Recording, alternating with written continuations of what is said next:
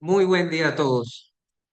Para nosotros es muy grato eh, este nuevo año saludarles y tener la oportunidad de realizar este primer webinar del año, que es de hematología, resultados que marcan la diferencia, control de calidad de hematología. Verdaderamente agradecemos a todos los que nos acompañan de manera muy especial por el espacio que nos han dedicado. Sabemos que han tenido que reservar el tiempo dentro de su jornada para participar. Valoramos profundamente ese esfuerzo y el interés de mantenerse actualizados con información continua. El día de hoy tenemos un gran privilegio, creo que todos la conocemos muy bien, y es el privilegio de contar con la doctora Alba Cecilia Garzón, quien para muchos de ustedes no requiere mucha introducción, dada su amplia trayectoria y el reconocimiento en el ámbito del laboratorio clínico, la parte de calidad, acreditación, no solamente en Colombia, sino en la región. La doctora ha sido un referente a través de los años de calidad en la región latinoamericana, y para nosotros es muy grato decir que es una colega, una amiga de la empresa y una persona que siempre nos ha apoyado a través de los años. Eh, Como este es un webinar formal, paso a hacer la introducción formal. La doctora Alba Cecilia Garzón es bacterióloga y laboratorística clínica de la Universidad Colegio Mayor de Cundinamarca, Colombia. Es magíster en seguridad clínica y gestión de calidad. Evaluadora y consultora en acreditación ISO, la regla 15189, norma internacional de calidad y competencia para laboratorio. Trabaja de auditor líder de la SUA e ISO 15189. Es docente y speaker de calidad para laboratorio a nivel de Latinoamérica.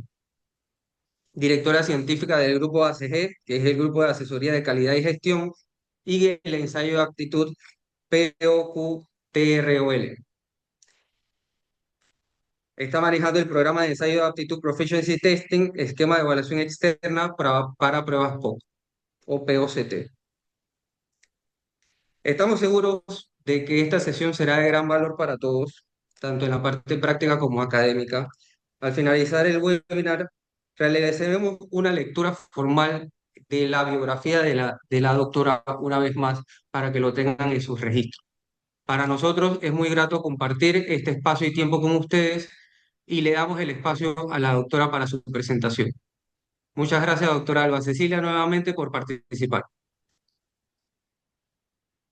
Muchas gracias, doctor José Alfredo Delgado. Un saludo muy especial para todos mis colegas, para la doctora María Mercedes, por este evento que están realizando en esta alianza y por esa unión que permite que se sigan propiciando este tipo de escenarios donde construimos consensos, donde ustedes son expertos en el área de hematología y yo siempre digo, acá se trata más de validar algunos conceptos que ya manejan, de recordar algunos otros que a veces se quedan por allá en el tintero y como de actualizarnos, ¿no? ¿Cómo es, qué se está haciendo en la actualidad en los temas de aseguramiento de la calidad? No puedo arrancar sin felicitarlos porque son muy juiciosos mis colegas panameños. Es el primer grupo que a 14 días del mes de enero ya se está capacitando, porque los demás países todo me han pedido para febrero, marzo, abril, junio, y ustedes arrancaron muy temprano. Eso habla muy bien de ese compromiso, de querer hacer las cosas mejor, de agregar valor. Y fíjense que cuando decimos agregar valor, pues viene el título de la conferencia que vamos a revisar el día de hoy y que voy a empezar a proyectarles. Entonces voy a dar aquí compartir. Voy por acá, share, y arranco acá. Por favor, me confirman si ya la ven en modo presentación. Ya se ve, doctora, un anuncio solamente antes de que presente y para todos los asistentes, al final de la presentación vamos a tener una sesión en vivo para la parte de preguntas y respuestas. De igual forma, en el webinar hay un módulo que en algunos Zoom se llama Q&A, que es preguntas y respuestas. Ahí pueden hacer con mucho gusto sus preguntas y nosotros la leeremos al final de la sesión para Cecilia. Bien, muchas gracias, doctor Delgado. Entonces, recuerde que yo ya soy un adulto mayor, así que ser fáciles al final.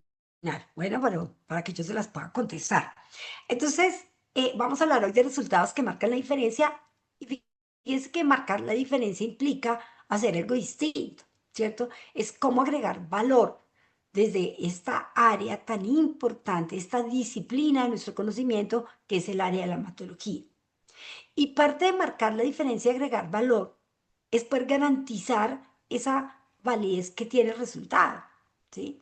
Y por eso, cuando nosotros abordamos el tema del control de calidad y a uno lo citan, este tipo de eventos, entonces la gente piensa, esta señora va a hablar del coeficiente de variación, de la desviación estándar, del error total. Y efectivamente, pues sí toca tocar estos temas, pero ya vamos a ver por qué. Pero no podemos marcar la diferencia sin entender el valor que tienen ustedes como profesionales de laboratorio en lo que hoy es el punto, la punta de lanza de lo que hacemos en el laboratorio y es, venga, usted no maneja equipos ni saca un valor numérico con unas unidades de medida, sino que usted tiene una responsabilidad frente a la gestión clínica. Y esa responsabilidad frente a la gestión clínica, fíjense por dónde empieza. Y por eso es tan importante este tipo de espacios que tenemos para capacitarnos, para conceptualizar, porque es claro que el mejoramiento empieza con nosotros. Yo puedo decir que aporto a la gestión clínica cuando uso mi recurso intelectual. Fíjense que arranca por el recurso intelectual, lo que yo sé como profesional, junto con los recursos tecnológicos, organizacionales, para garantizar y aportar al cuidado de los pacientes. Entonces, ahí es donde nosotros, cuando decimos sí, mi laboratorio y yo desde mi ejercicio profesional aporto a la gestión clínica, la primera pregunta que tengo que hacerme es, ¿yo sí estoy poniendo todo mi recurso intelectual al servicio de los pacientes? O realmente llego, aplico lo que aprendí en el entrenamiento del equipo, lo enciendo, le hago el background, le hago los mantenimientos y arranco a correr y a colocar los hemogramas o los cuadros hemáticos y cuando salga el resultado válido y se fue. Entonces, hablar de gestión clínica implica para nosotros entender cómo hay una sinergia perfecta entre toda esa potencialidad que tenemos hoy por hoy en términos de tecnología y cómo toda esa información que me genera la tecnología, gracias a mi recurso intelectual, a la conceptualización que tengo, la convierto en información clínica relevante para el paciente, en donde puedo garantizar que las decisiones que vaya a tomar el médico con ese resultado van a permitir el ejercicio de una medicina científicamente fundada que tome decisiones seguras que mejoren la calidad de vida de ese paciente. Que a nosotros nos corresponde garantizar oportunidad, validez en ese resultado, garantizar una experiencia del proceso de atención de ese paciente que llega a nuestro servicio acorde a sus expectativas para poder decir que estamos cumpliendo con atributos de la calidad, como son la eficiencia, que está asociada al uso adecuado de los recursos, la eficacia con el logro de los objetivos y la efectividad desde el punto de vista clínica, y es que a mis pacientes les están sirviendo los resultados que yo estoy generando. Porque entonces aquí cambia un poco el paradigma. No es que yo saque 100 hemogramas antes de las 3 de la tarde o 300 hemogramas o 50 hemogramas o 30 hemogramas. Es que esos hemogramas permeen la condición clínica del paciente. Y ahí hablamos de estar haciendo gestión clínica. Entonces, hoy el aseguramiento de la calidad no se concibe como la estadística. Venga, tengo las gráficas de Levin Jennings, ¿qué metas de calidad le coloco? ¿Será que tengo que hacer también el gráfico del XVAL? ¿Esto sí será útil? Porque eso es solamente una parte fundamental. Fíjense que cuando hoy abordamos lo que es el diagnóstico integrado, en todos los últimos eventos que tuvimos el año pasado, de la FLM, de la Colabiocli, de la IFCC, de la ADLM, hablamos del valor de las pruebas. ¿Cómo nosotros como profesionales entendemos cuál es el valor que tiene mi prueba, mi resultado, lo que yo hago? Y este valor está centrado en dos componentes fundamentales. El primero es el esencialismo. Y ese esencialismo está asociado a todas las acciones que nosotros realizamos cuando estamos haciendo el proceso de medición para garantizar la precisión, que somos reproducibles, la veracidad, que estamos cercanos al valor real y que eso tiene que ver con la validez analítica. Eso es esencial de nuestro ejercicio.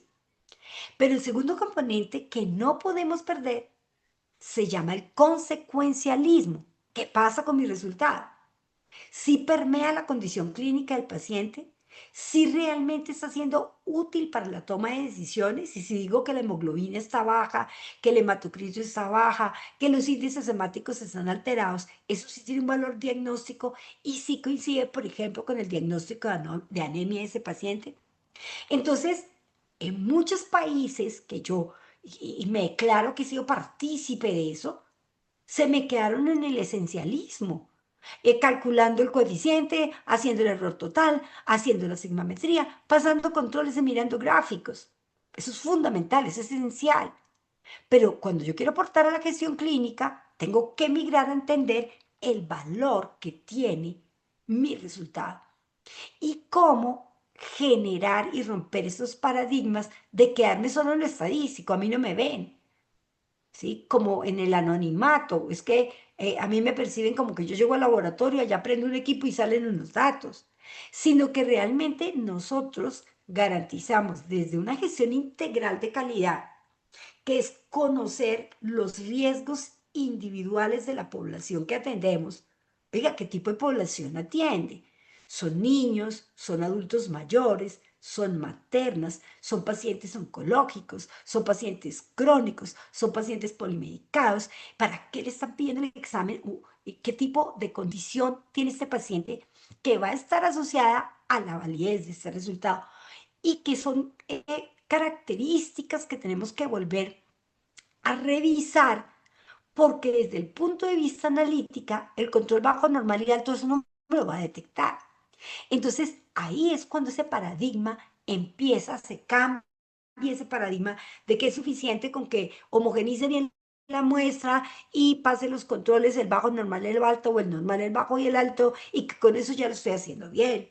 Sino que tengo que entender que hoy el enfoque de riesgo en el aseguramiento de la calidad hace que nuestra visión sea mucho más sistémica, mucho más holística, que entendamos que cuando pasamos nuestros materiales de control, nuestros tres niveles de control, cuando participamos en un peer group, en una evaluación externa de la calidad, estamos asegurando en el esencialismo la calidad de la medición, pero que nunca será suficiente, que se hace necesaria una visión más holística, arrancando desde tener conciencia que todos los días para nosotros es un día diferente, porque cada día es un paciente diferente, con una condición clínica diferente. Aún así uno diga, es que aquí atiendo solo pacientes oncológicos, cada paciente oncológico es un mundo. Es que aquí atiendo pacientes, niños con desnutrición, en condiciones de anemia, cada niño tiene una condición distinta. Y ahí es cuando vamos a empezar a romper ese paradigma. Nosotros en el diagnóstico clínico consideramos el hemograma como el parámetro estrella. No hay un solo paciente que no sea hospitalizado o que no vaya a una consulta y como mínimo le pidan un hemograma. Será el primer examen que le van a pedir porque tiene demasiados impactos, demasiada utilidad en distintas áreas de la aplicabilidad médica. No solamente en el diagnóstico y la clasificación de las anemias, sino que también orienta en la evaluación de procesos infecciosos, de procesos inflamatorios, en la detección de trastornos hematológicos, leucemias, síndromes mielodisplásicos, trombocitopenias. Ayuda en el seguimiento terapéutico de los pacientes que están con quimioterapia, con sangrado, con soporte transfusional. Es marcador, muchos de esos parámetros son marcadores pronósticos en los pacientes que están en las unidades de cuidados intensivos, en hospitalización, cuando se tiene que monitorear las trombocitopenias, las neutropenias, el ancho de distribución de rojos alterado.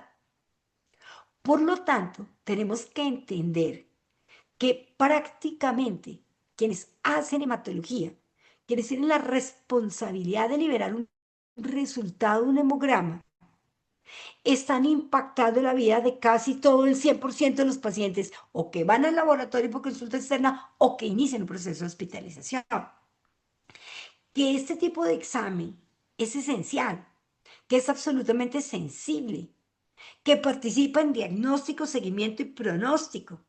Y por lo tanto, tenemos una gran responsabilidad con relación a la validación de este resultado, de que tenga la validez diagnóstica que se requiere, no solo por la importancia en las patologías hematológicas, sino por el impacto que tiene a nivel sistémico del paciente.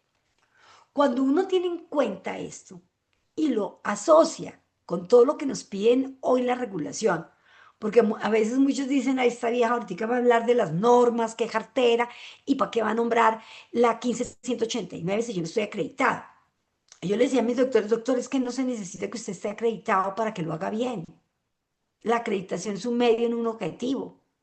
Pero la acreditación sí me da los estándares, por ejemplo, la acreditación nos da mucha orientación de cuáles son las mejores prácticas, de cuál es el camino correcto. Y cuando yo les hablaba del aseguramiento de la calidad con enfoque de riesgo, es porque desde esta misma norma nos dicen cómo debe haber una decisión, no solo de quien hace hematología, sino desde el mismo grupo de direccionamiento del laboratorio, decir, venga, tenemos que realizar todas las acciones que sean necesarias para identificar cualquier tipo de riesgo que se le pueda presentar con este resultado al paciente. De que un hemograma, porque le quedó mal la fórmula diferencial, porque quedó errado un falso elevado o un falso bajo el hematocrito o un recuento celular, genera una decisión errada sobre ese paciente y se le genera un daño.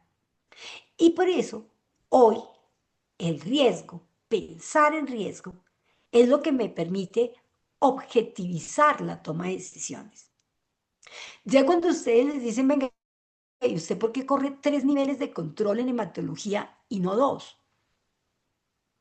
Ya no es porque es que aquí en el laboratorio me dijeron que eran 3, ya no es porque la jefe me dijo que 3, ya no es porque la casa comercial me dijo que le tengo 3 niveles, el bajo, normal y el alto, sino porque entendemos las características asociadas a riesgo que tiene la ejecución de un hemograma cuando en un mismo analizador nosotros realizamos distintas metodologías, recuentos celulares, cuando las células tienen unas características particulares, detección de hemoglobina y parámetros calculados que tienen otro principio de medición y donde tiene que haber una correlación perfecta entre varios de estos parámetros que se obtienen a partir de parámetros medidos, pero que son parámetros calculados y que son valiosos para la toma de decisiones. Por eso, cuando a nosotros nos dicen analice el riesgo y piense en control de calidad en riesgo, en hematología, arranqué yo por decirles, sí, pero es que no podemos arrancar únicamente en los riesgos. Venga, ¿qué riesgos tengo con el analizador? Que aspire una burbuja, ¿qué riesgos tengo con el analizador? Que haga un arrastre, sino que tengo que en esa visión no dice que decir si es que los riesgos potenciales están desde el riesgo clínico individual en lo preanalítico, en lo preanalítico por las características de la muestra, la relación volumen anticoagulante, la mezcla completa, la mezcla perfecta, tal como lo piden las guías del CLCI, la proporción volumen anticoagulante, como ya les decía, el tiempo de procesamiento de la muestra. Porque cuando nosotros hablamos de matrices que tienen células, hablamos de células que realizan y continúan con sus procesos metabólicos. Entonces, que yo no puedo estar procesando un hemograma 12 horas, 14 horas almacenado en reposo, quieto, porque ya esas células han iniciado un proceso de transformación, ha cambiado la fuerza iónica del medio y eso cambia la tonicidad de las células y por lo tanto afecta su identificación. Entonces nosotros tenemos que mirar el aseguramiento de la calidad nuevamente, no solo centrándonos en cuántos controles paso, qué metas de calidad le pongo, sino entender que el enfoque de riesgo nos dice, usted tiene una responsabilidad, evaluar y mitigar en la mayor extensión posible el riesgo del daño al paciente. Y eso hace que cuando su merced vaya a hacer aseguramiento de la calidad, no se centre únicamente en lo analítico, sino que tiene que arrancar desde los riesgos individuales propios de la población preanalítico, lo preanalítico asociado a la muestra, el anticoagulante, la flebotomía, el tiempo de exposición del torniquete, el tiempo de procesamiento, el transporte, todo el recorrido preanalítico, lo analítico, donde somos muy expertos porque eso forma parte de nuestro esencialismo, y desde luego en lo post-analítico. Entonces, hoy ustedes no van a ir a ninguna charla de aseguramiento de la calidad donde no les digan que en el área de hematología, uno de los riesgos importantes que tenemos para garantizar la validez de ese resultado está asociado a la trazabilidad del resultado de medida. El profesional del laboratorio que hoy no hable de trazabilidad está fuera de contexto, porque la trazabilidad es un atributo que define validez del resultado porque permite la comparabilidad de ese resultado que le estamos entregando al paciente con procedimientos de medición de orden superior, es decir, de mayor jerarquía, que garantizan que independiente que su merced esté haciendo, tenga un analizador de 3 poblaciones, de 5 poblaciones, el más sofisticado del mundo, su resultado es comparable. En Panamá, la hemoglobina que su merced me da es comparable con la hemoglobina, el hematocrito, los índices, los recuentos. Es comparable con el resultado que este paciente se puede hacer en Bogotá, o se puede hacer en Quito, o se puede hacer en Lima, o se puede hacer en Santiago de Chile. De eso, y esa comparabilidad es fundamental. Entonces, ¿qué sucede con esa trazabilidad? Que en muy pocos países ya está incluida como un requisito de calidad. Pareciera que solo hubiera quedado en la 15189 y como que solo tuvieran que asegurarlo en los que se acreditan. Pero no es verdad. La trazabilidad, seleccionar métodos trazables, garantizar que conozco la trazabilidad del resultado de medida, es una responsabilidad de todos los que hoy ejercen el ejercicio de ser profesional de laboratorio en medicina de laboratorio. Entonces, ¿qué pasa para nosotros? Para nosotros, por ejemplo, los recuentos celulares son un verdadero desafío. ¿Por qué? Porque las células no son entidades químicamente estables, no son como la glucosa, no son como el colesterol, no son como un sodio. No tenemos un material de referencia primario certificado donde le digan a todos los desarrolladores de sistemas analíticos automatizados, vengan, este es el neutrófilo calibrador. Miren, este es el linfocito calibrador. Este es el gold standard. Con esto usted va a estandarizar su sistema analítico para que siempre que pase esta célula usted diga linfocito. Eso no existe. Entonces, hay un riesgo latente, y es que el conteo y ese recuento celular va a depender directamente de manufactura, de cómo quien diseñó el sistema analítico ha definido el principio de medición para ese conteo celular. Es decir, venga, yo tengo mi equipo y hace el conteo por un principio de medición que es la impedancia. O tengo un equipo que el conteo lo hace por principio óptico. O tengo un equipo que maneja híbrido, impedancia y sistema óptico. O tengo un sistema. Fíjese que viene acá también en hematología lo que es la citometría de flujo. Pero ojo, no nos confundamos. Toda la citometría de flujo es óptica, pero no todos los métodos ópticos son citometría de flujo. Porque en la mayoría de los analizadores que trabajamos para el hemograma, bien sea de 3 poblaciones, de 5 poblaciones, de más poblaciones, los que ya hacen identificación de eritroblastos, de normoblastos, de reticulocitos, pueden trabajar con citometría, pero no con citometría que utilice fluorescencia, que es la verdadera citometría de flujo, sino con citometría scatter, que ya les voy a explicar un poquito. Entonces, lo primero que tenemos que entender es que este tema de la trazabilidad, al no existir ese material de referencia, al no existir un procedimiento de referencia estandarizado para este recuento celular, los recuentos celulares se ubican en el modelo 6 que ha establecido la ISO 17511, que significa que en los recuentos celulares dependemos del principio de conteo que haya definido la manufactura de nuestro sistema analítico. Y que esto se constituye en un riesgo y que por lo tanto, cuando ese riesgo existe, fíjese cómo empiezan a cobrar valor las herramientas. Por eso en hematología es tan importante participar en las comparaciones interlaboratorios como herramienta complementaria a la evaluación externa de la calidad. ¿Por qué? Porque para poder yo garantizar esa trazabilidad del diseño y manufactura, el peer group se constituye en la barrera de seguridad más importante para reducir el riesgo que tenemos por no tener esa trazabilidad. Porque no existe, no es porque no queramos, es porque todavía no existe, porque porque yo puedo sacar y caracterizar una molécula de glucosa y decirles, doctores, estos son 100 miligramos de glucosa, y todos lo tienen que detectar, pero yo no puedo tener un neutrófilo gold standard, porque no existe. Entonces, aquí viene otro punto de partida que es importante para entender el control de calidad. Quiere decir que como cada manufacturero define ese principio de medición y estandariza cómo va a ser esos recuentos celulares, los controles de calidad interno que utilizamos en hematología para poder realizar esta estandarización en estos principios de impedancia o en método óptico, no son conmutables.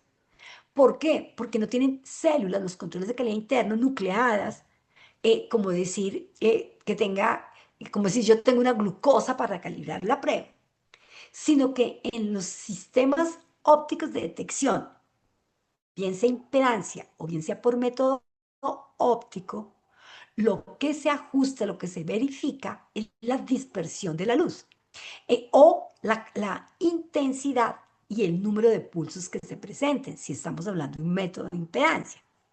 Por eso ustedes van a encontrar que cuando les venden sus controles de calidad interno, vienen con unas valoraciones. Y uno dice, ¿y entonces cómo así? ¿Y por qué trae una valoración para este equipo y otra valoración para este equipo y otra valoración para este equipo? Que no son diametralmente distintas, pero que obedecen, sobre todo en el recuento celular, a estas características del principio de medición. Y por eso, como les digo, vuelve a jugar un papel muy importante la comparación interlaboratorios. Que si eso me va a suceder con los pacientes, no, porque los pacientes sí tienen células nucleadas, tienen neutrófilos, tienen linfocitos, tienen eosinófilos, ¿bien? ¿Qué pasa con la hemoglobina? La hemoglobina, al contrario, sí existe la molécula de hemoglobina, sí está caracterizada, se expresa en gramos por decilitro, es decir, se expresa en concentración de masa, que es una unidad derivada del sistema internacional, y pertenece al modelo 2, que es el caso 5.3 de la ISO 17511. Es decir, existe un procedimiento de medición de referencia primario que ha sido calibrado con un material de referencia certificado. Y tenemos una recomendación del Concilio Internacional de Hematología, el ISSH, que es que el método de referencia en hemoglobina es la conversión de la hemoglobina en cianomethemoglobina. Y que este equipo utiliza otra metodología que se me escapa, hay otras metodologías, sí, son trazables a la cianomethemoglobina, son completamente válidas. ¿Por qué? Porque es el procedimiento de medición de referencia. Y entonces, a través de este procedimiento de medición de referencia, la trazabilidad se transfiere a través de los calibradores que utilizamos para calibrar la hemoglobina.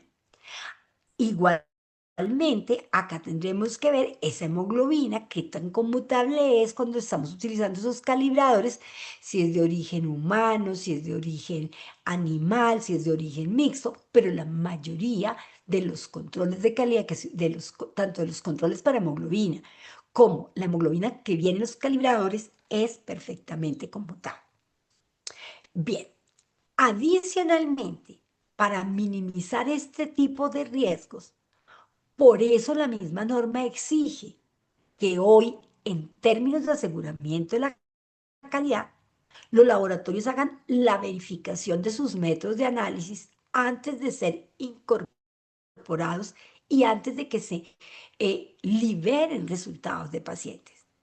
Entonces, miren cómo, cuando hablamos del aseguramiento de la calidad, nos empiezan a surgir, ¿qué? Necesidades del saber. Oye, yo que tanto sé de trazabilidad, yo que también hice la verificación de este sistema analítico y de los métodos que realizo en él antes de haberlo incorporado. Este sistema analítico es reproducible, tiene buena repetibilidad, buena precisión intermedia. Cuando hago comparabilidad, entendiendo el riesgo de trazabilidad, soy comparable o emito resultados equivalentes, que es la palabra que se acuña actualmente para decir que dos resultados son prácticamente identifican la misma condición, pero numéricamente no son iguales. ¿Cuál es la diferencia entre decirle a un paciente que tiene 13,2 gramos por decilitro de hemoglobina a decirle que tiene 13,3? Pues numéricamente no son iguales, pero son resultados equivalentes. Entonces, hoy entendemos que entre nuestras competencias, saber de verificación de métodos forma parte de esta estructura del aseguramiento de la validez de los resultados. Y que cuando vamos a hablar de ese aseguramiento de la validez de los resultados, no necesito únicamente saber cómo calculo el coeficiente de variación y cómo hago la gráfica, sino tengo que entender que parte de ese aseguramiento implica que nosotros como profesionales de laboratorio, que somos, fíjese, somos una disciplina privilegiada, somos la única profesión que sabe del diagnóstico in vitro. La probabilidad de intrusismo en nuestra disciplina es muy poca, a ninguna, lo, lo que no ocurre en la medicina. En nuestra disciplina, nosotros somos los que sabemos de las pruebas, nosotros somos los que sabemos evaluar los riesgos que tiene un sistema analítico, nosotros sabemos de matrices de control, de conmutabilidad, de trazabilidad, de calibración. Entonces, antes de llegar a la estadística y antes de llegar a esa parte tan importante, estas herramientas que nos ayudan a soportar la toma de decisiones, siempre será importante volver a lo básico. Venga, yo tengo claro cuáles son las variables que debo monitorear, porque no es suficiente con que yo pase controles. ¿Cuáles son las variables que debo monitorear y garantizar que como elementos de entrada en un sistema analítico que hace hematología en mi laboratorio están funcionando perfecto? Y entonces a veces dicen a uno, no, es que en hematología ellos viven felices porque como la hematología no se calibra, cada que hay un problema toca llamar a ingeniería. La respuesta es no, fíjense que no. Porque lo primero que tenemos que hacer es que entender que la hematología, al igual que otras disciplinas, tiene distintos elementos de entrada y que hay unas variables que impactan también el desempeño del control de calidad antes de meterle la mano al equipo, como yo les digo, antes de llamar al ingeniero. En Colombia le decimos al ingeniero, cuando va y el equipo queda peor, le decimos el ingeniero dañilo, dañilo. Entonces tenemos una cantidad, pero no pasa en Panamá. Espero que en Panamá no haya ingenieros dañilos, pero en Colombia sí los tenemos. Pero los tenemos identificados y ¿qué hemos hecho? Les hemos capacitado, les hemos dicho, usted no puede tocar el equipo hasta que no mire conmigo el control de calidad, hasta que no revisemos qué me dicen los datos. Estoy teniendo problemas en un solo parámetro, en varios parámetros. Estoy teniendo un comportamiento de alarmas erráticas que cuando reviso en la lámina, en el extendido, en el método manual, eso no es cierto, porque cada una de esas alarmas va a estar asociado a un componente específico y se puede intervenir antes que abrir el equipo en sus entrañas, en sus tripas, decimos acá, abrir las tripas y mirarlo y desarmarlo para cuando realmente no se necesita. Entonces, nosotros no podemos perder de vista que en hematología los reactivos existen y que los reactivos también tienen que ser monitoreados para garantizar ese aseguramiento. ¿Cuáles son los reactivos esenciales que nosotros manejamos en hematología?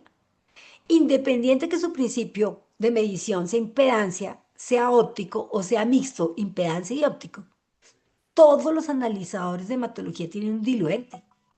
¿Por qué? Porque ese diluente es el que garantiza la integridad celular. Y fíjese que los sistemas analíticos que funcionan por impedancia tiene una función muy importante ese diluente, que es garantizar la conductividad de la electricidad. Y eso tiene que ver con la intensidad de los pulsos y con el número de pulsos en impedancia.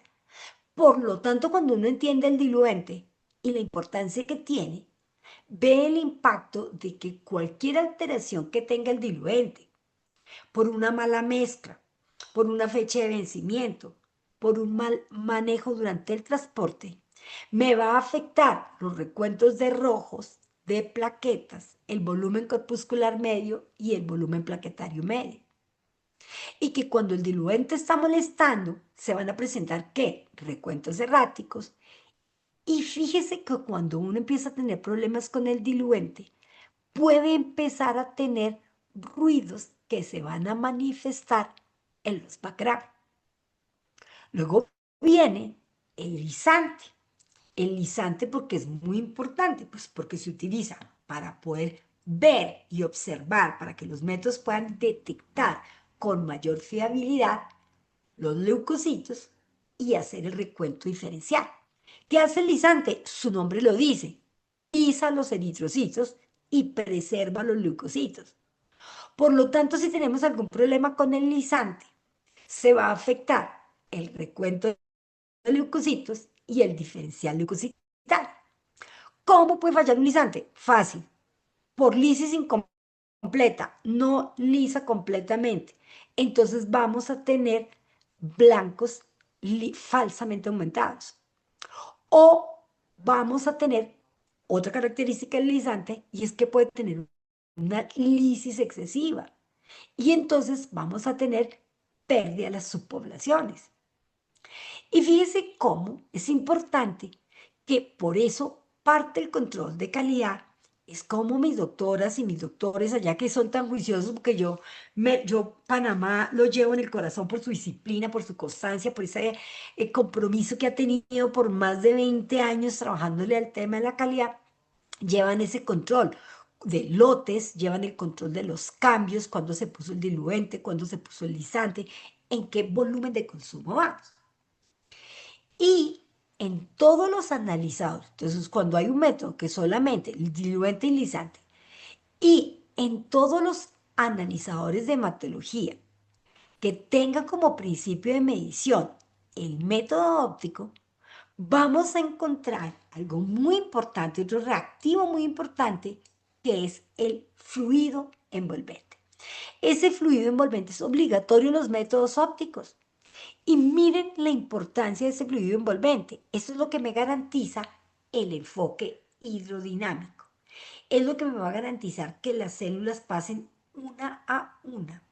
Y cuando ese láser que esté allá en el sistema óptico, que lo que va a hacer es generar esa luz con un ángulo en la parte frontal de la célula para el tamaño y en la parte lateral para la complejidad citoplasmático, se estabilicen esas señales. Por lo tanto, cuando yo estoy haciendo recuentos por el método óptico y tengo alteraciones que voy a revisar en el escatigrama, porque se vean escatigramas difusos, escatigramas abiertos, o porque empiecen a salir un poco de alertas. No es que, mira, empezó a salir unas alertas de cúmulo de plaquetas, empezaron a salir alertas de... Pero cuando revisamos eso no es verdad, entonces podemos estar sospechando que tal vez el problema puede estar asociado al fluido envolvente.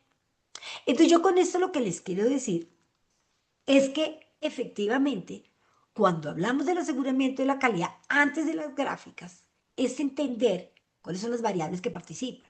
Entonces recuerden, la hematología tiene esos reactivos, el diluente, el lisante y el fluido envolvente. Y también tiene otros fluidos que participan, que ya no participan en la medición, pero que se utilizan y que pueden generar algún tipo de problemas como arrastres o obstrucciones, como son las soluciones de lavado, el rinse lavador. que se utilizan para lavar las aperturas por donde pasan las células, las celdas de flujo, las líneas internas, donde se utilizan ciertos tipos de detergentes, unos de limpieza diaria, otros que tienen limpieza profundas y utilizan detergentes y enzimas, y que estos sistemas, ¿cierto? Gente, funcionan para que no queden dentro de los sistemas gracias a las bombas de presión que sacan este tipo de lavadores, de sistemas detergentes, de sistemas de lavado, y que por eso es tan importante que cuando uno, y cada vez por eso los equipos son más compactos. En la época mía, cuando yo ejercía, a mis alumnos les da risa que yo les digo que yo ejercía en Jurassic Lab. En la época del Paleozoico, uno veía todas las mangueras por donde entraban. Hoy por hoy los equipos son más cerrados, más compactos, pero eso no significa que no haya que revisar, que no haya que, no, que las mangueras estén perfectas, por donde pasan los canalitos, por donde suben los conductos, porque eso puede generar ese tipo de problemas. Y en el mundo de la hematología no ocurre como en el mundo de la química, que en la química las doctoras hoy la de química todo el tiempo tiene que el calibrador de glucosa, que el multicalibrador para todos los parámetros. Mis doctoras de Zoila de hematología, la doctora Zoila de hematología, no tiene los calibradores. ¿Por qué? Volvemos a lo mismo. Primero, en recuentos celulares no hay calibrador de células. Mm, mm. Hay ajustadores de las señales para los recuentos, que son micropartículas que permiten ajustar y alinear esa dispersión de la luz. Y tenemos calibradores que vienen completitos, ¿cierto? Que sí traen para calibrar la hematología, o sea, se calibra la hemoglobina y los recuentos celulares se verifican a través de esas micropartículas que permiten el ajuste en el sistema fotoóptico. Entonces, casi no los utilizamos. ¿Y por qué se utilizan pocas veces? Primero, son costosos. Segundo, una vez que se abren, tienen vida media corta. Y por eso cuando nosotros solicitamos una calibración, venga, usted tiene que volver a calibrar esto, tráigame un calibrador, tenemos que estar seguros que eso es lo que necesitamos hacer. ¿Por qué? Por el costo de este material, porque no en todos los países se consigue. En Colombia, gloria a Dios, ya los conseguimos con muchísima facilidad, pero no en todos los países se tiene acceso a este tipo de material. Tenemos acá los reactivos, tenemos acá los analizadores. Entonces ya para nosotros es claro que los analizadores tienen una parte mecánica y una parte fotoóptica. Un analizador no es más. O le falla la parte mecánica, que es lo que tiene que ver con aspirar, trasladar, mezclar, o le falla la parte óptica. Y aquí en la parte óptica, se tiene que tener claro cuál es su principio de medición. Es impedancia, es un método que, y en esa impedancia electrónica, o es óptico tipo citometría scatter para el diferencial leucocitario, y tener claro que puede ser mixto, impedancia y óptico, y tener claro que la hemoglobina, la cuantificación de la hemoglobina, esa sí es una espectrofotometría básica que sigue la ley de Lambert-Beer. Es lo único en hematología que sigue la ley de Lambert-Beer. A mayor color, mayor concentración. A menor color, menor concentración. Tal cual. Lo que nos sucede con los recuentos celulares. Y entonces acá en estos equipos, en la parte óptica, va a ser muy importante para quienes tengan analizadores en sistema óptico, la importancia de que cuando desde la parte regulatoria se le dice, doctora, es que el equipo de hematología no puede estar en esta mesa que baila, o doctora, esa máquina no puede quedar ahí en la entrada porque fácilmente la pueden golpear, se pueden estrellar con ella. Es porque cuando en los sistemas ópticos dependemos de la dispersión de la luz para la definición del tamaño y de la complejidad citoplasmática, el enemigo número uno son los movimientos bruscos, son la inestabilidad, porque los analizadores de hematología se requiere de un haz colimado de luz. Eso significa una luz cuyos rayos viajan en paralelo. Y solo hasta que se encuentran las células se abre el ángulo de la dispersión. Cuando hayan ruidos o inestabilidades donde está la máquina, se pueden se afecta, se distorsiona esta luz y por lo tanto vamos a tener problemas en los recuentos y estos dejan de ser reproducibles. Entonces, vamos entendiendo cómo funciona el tema en los analizadores. ¿Qué me hace sospechar a mí que tengo un problema de validez en un resultado de hematología? Desde luego, pero ojo con eso. Miren un criterio muy importante. Cuando el control de calidad está fuera, control de calidad interno, de manera persistente en más de un nivel. Cuando en hematología solo molesta un nivel, la primera sospecha que podemos tener es que este control de calidad, este material de control, haya podido perder estabilidad. ¿Por qué? Pues por las características que tiene. La hemoglobina, las partículas sintéticas, el ser una matriz humana singular. Muy distinto es cuando más de un nivel de control de calidad empieza a generar alarmas, alertas, exclusiones permanentes. Segundo, desde luego y desde todo punto de vista, así su merced tenga el control de calidad divino en la media, usted sea la nieta del doctor Wesker, pero los médicos le están presentando quejas por inconsistencias clínicas, usted debe tener un problema de aseguramiento de la calidad que el material de control no le está detectando. ¿Por qué? Porque recuerden el riesgo. Como no tenemos trazabilidad y no tenemos conmutabilidad 100%, puede haber cosas que están pasando en los pacientes que no estamos viendo en los controles. ¿Cómo más detectar que tengo un problema de aseguramiento? Cuando usted tiene un equipo híbrido que le pueda hacer recuento de plaquetas por método de impedancia y por método óptico, si hay discordancia entre la impedancia y el óptico y las lecturas, estamos frente a un problema de control de calidad.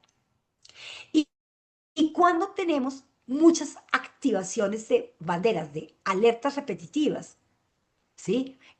Cúmulos de plaquetas, blancos anormales, el escategrama en nube, no buena ubicación de las células. Entonces tendremos que decir, aquí hay algo que no está funcionando bien y tengo que empezar a sospechar de la validez del resultado. Cuando estamos hablando de la muestra de un paciente, antes de tocar el equipo, siempre piensen en una cosa muy importante.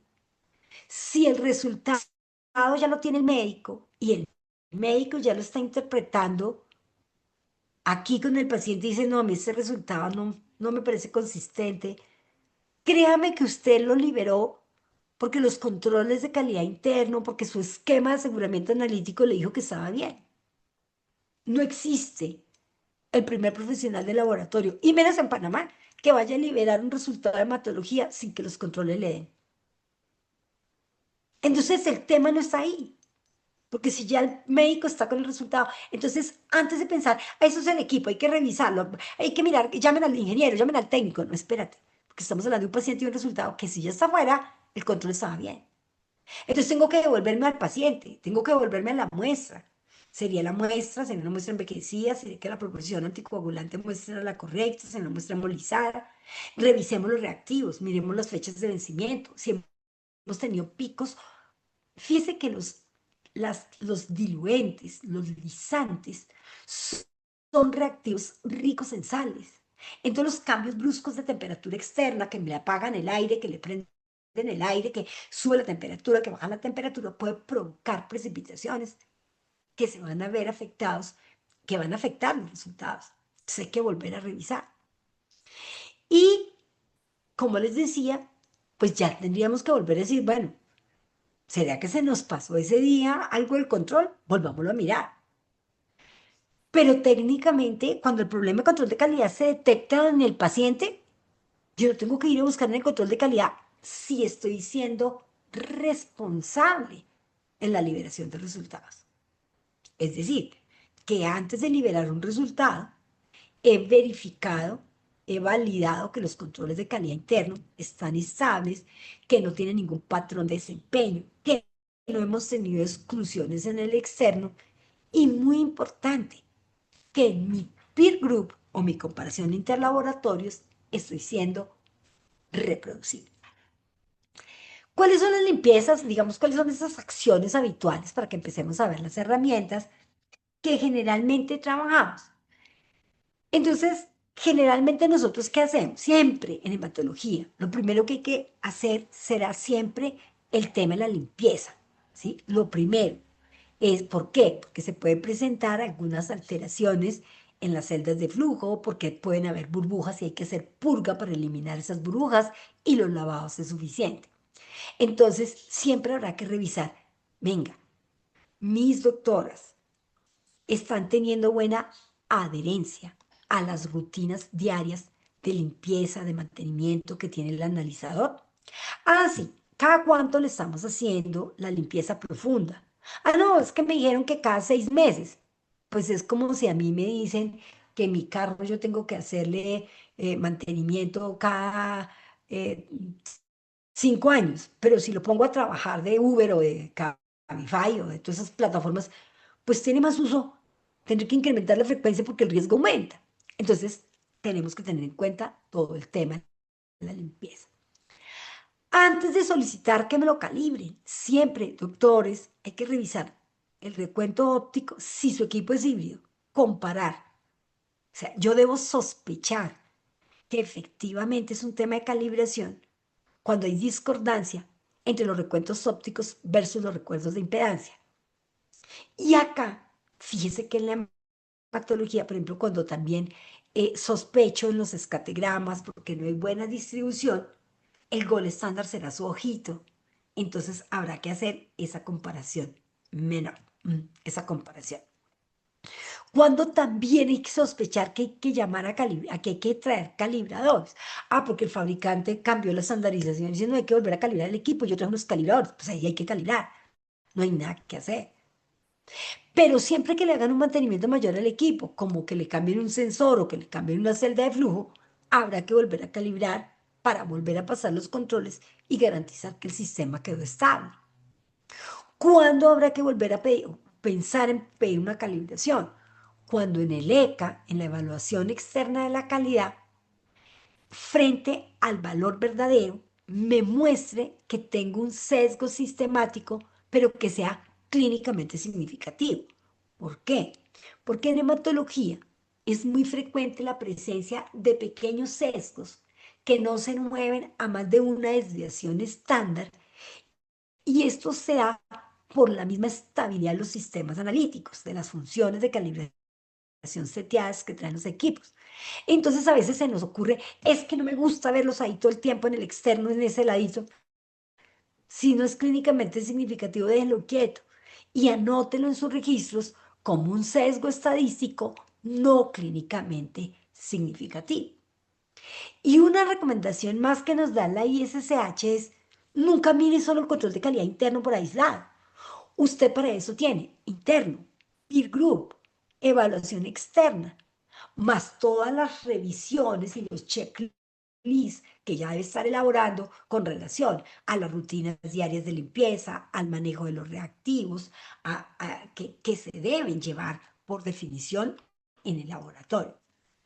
Recuerde que el término calibración no aplica únicamente a la hemoglobina, que es donde existe un material de referencia primario para calibrar, donde existe un procedimiento de referencia de orden superior. Pero cuando nosotros hay una premisa fundamental en hematología, por Dios, y no solo aplica para la hematología, pero se usaba más en hematología. Con lo que calibro no controlo y con lo que controlo no calibro. Es en una práctica de nuestros antepasados que, no venga, traiga el control normal y calibramos el equipo. Primero, esa calibración con ese control normal ajusta los factores del equipo, pero no afecta la física del sistema. O sea, todo lo que les expliqué del sistema óptico, de las válvulas, del flujo hidrodinámico, de la presión, eso no lo ajusta. Entonces, lo único que puedo hacer cuando calibro con un control es estandarizar el error, porque no lo voy a ver. Máxime si luego cojo el control y lo paso como control. estaré cometiendo un adefesio analítico. Entonces, existen materiales de calibración. Y recuerden que en la parte óptica, el sistema óptico no se calibra, el sistema óptico se verifica. Y lo que hacen es un ajuste o una alineación del láser que se verifica con esas partículas sintéticas que vienen dentro de los calibradores que permiten realizar esos ajustes del sistema óptico. Todo lo que tiene que ver con el sistema óptico lo realiza solamente el servicio autorizado. La realineación del láser, el reemplazo de un módulo, eso lo hace ingeniería. Para eso los sistemas analíticos actuales que ustedes poseen, que yo sé que ustedes tienen excelente tecnología en sus laboratorios, realizan autochequeos que miden la potencia del láser, autoevalúan la estabilidad de la señal, la alineación básica, los ruidos de fondo. ¿Cómo sé yo que ese sistema óptico está funcionando perfectamente? Uno, pues porque los escategramas son estables, las poblaciones caen donde deben caer, el control de calidad se mantiene estable. El problema, diría yo, es que muchos de nosotros dejamos de utilizar, sobre todo cuando tienen sistemas ópticos, dejamos de visualizar con la habilidad y competencia que se requiere el tema de los escategramas. Entonces, va a ser muy importante, recuérdenlo, cuando y generalmente cuando tenemos problemas en el sistema óptico, no es un único parámetro el que falla. Ah, no es que tengo un problema con las plaquetas, por favor que llamen a... Si es en el sistema óptico, vamos a encontrar múltiples parámetros afectados. Entonces, fíjense en cómo, cuando vamos a hablar del aseguramiento de la calidad, ya voy a llegar a la estadística. El punto no es arrancar por la estadística. El punto es, yo como profesional de laboratorio, entiendo qué analizador estoy manejando, cuál es el principio óptico que tiene. Cuando me hicieron el entrenamiento me dijeron cuál era el diluente, cuál era el lisante, cuál era el fluido envolvente, qué tipo, dónde está el láser, dónde está la celda de flujo, dónde están las bombas que garantizan el fluido dinámico, cuáles son las principales fallas que puede tener el analizador, cómo sospechar de ellos, las alertas. Y miren, si hay algo importante que tienen sus tecnologías, es que son robustas, son redundantes en alertas que permiten fácilmente detectar dónde hay una instrucción, dónde se requiere una limpieza eficiente, cuando realmente se requiere una intervención por parte del servicio técnico autorizado. Bien, entonces después de este breve repaso, porque ahí sí ustedes saben 3 veces más que yo, bueno, aparte yo ya estoy pensionada, ustedes saben 3 veces más que yo. Em, yo he tenido que hacer mis duelos, pero sin embargo sigo visitando los laboratorios y sigo trabajando con mis doctoras en hematología y seguimos haciendo control de calidad, porque todavía me cuesta separarme del todo. Pero en el aseguramiento de la validez de los resultados, el enfoque de riesgo y lo que nos pide la ISO 15189 es que aparte de esta competencia que usted tiene que tener sobre qué pasa cuando mido, cuáles son las variables que participan cuando estamos midiendo, nos dice usted debe tener un procedimiento que le permita hacer seguimiento y decir, con este desempeño de estos controles, yo puedo tener un nivel de certeza, porque recuerden que el riesgo cero no existe, no existe. Los aviones, que es lo más seguro para viajar, también se caen. Entonces, nosotros tenemos un procedimiento que nos permite monitorear. ¿Cuál? Monitorear el control de calidad interno. Monitorear. ¿Por qué el interno? Porque lo proceso todos los días. Eso es monitorear. Pero también tenemos un procedimiento que me permite evaluar.